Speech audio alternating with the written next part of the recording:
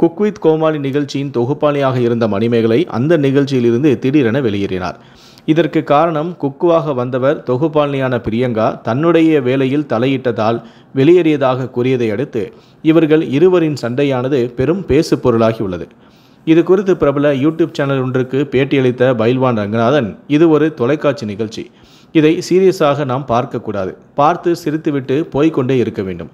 எப்படி பிக்பாஸ் நிகழ்ச்சியின் சண்டையை பெண்கள் வாயை திறந்து பார்த்து கொண்டு இருந்தார்களோ அதே போல 2 பொம்பளை சண்டையை அனைவரும் பார்க்கிறார்கள், அவ்வளவுதான்.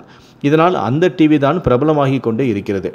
இது குறித்து நிர்வாகத்திடம் புகார் கொடுத்தும் கண்டு கொள்ளவில்லை. பிரியங்காவும் எதையுமே காதில் வாங்கி கொள்ளவில்லை. சம்பளத்தை மட்டும் வாங்கி கொண்டு விட்டு விமானத்தில் ஜாலியாக பறந்து விட்டார் சுற்றுலாவுக்கு. இது மணிமேகலைக்கு தான் அவமானம். விஜய் டிவியில் தொகுப்பாளியாக வாழ்க்கை ஆரம்பித்த பிரியங்கா அடுத்தடுத்து பல நிகழ்ச்சிகளை தொகுத்து வழங்கி பிரபலமாகிவிட்டார். அதே டிவியில் தயாரிப்பாளரை காதலித்து திருமணமும் செய்து கொண்டார். பின்னர் இருவரும் கருத்து வேறுபாடு காரணமாக பிரிந்துவிட்டனர். இப்போது பிரியங்காவின் முன்னாள் கணவர் வேறு ஒரு பெண்ணை திருமணம் செய்து கொண்டு அவர் செட்டிலாகிவிட்டார். ஆனால் இப்போதும் பிரியங்கா தான் ஒரு சிங்கிள் என்று சொல்லிக்கொண்டு சுற்றி வருகிறார். அனைவரும் சொல்வது போல பிரியங்கா அனைவரிடமும் அன்பாக பேசி அவரை அன்புக்கு அடிமையாக்கி தன்னுடைய கட்டுப்பாட்டில் வைத்து கொள்வார். நான் இவரை 2-3 நிகழ்ச்சியில் பார்த்திருக்கிறேன்.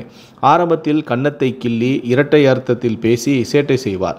அப்போதே நாம் உஷாராகி அதற்கு சரியான கவுண்டர் கொடுத்துவிட்டால் மீண்டும் நம் பக்கமே வரமாட்டார். ஆனால் மக்களை எப்படியாவது தன்வசப்படுத்த வேண்டும் என்பதற்காக என்ன வேண்டுமானாலும் செய்வார் என்று பைல்வான் ரங்கநாதன் அந்த பேட்டியில் பேசியிருந்தார்.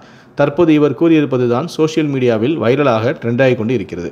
இதை பற்றி உங்களுடைய கருத்துக்கள் என்ன அப்படிங்கிறத கீழே இருக்கக்கூடிய கமெண்ட் செக்ஷனில் மறக்காமல் சொல்லுங்கள். முடிந்தளவுக்கு இந்த வீடியோவை மற்றவங்களுக்கும் ஷேர் பண்ணுங்கள். நன்றி, வணக்கம்.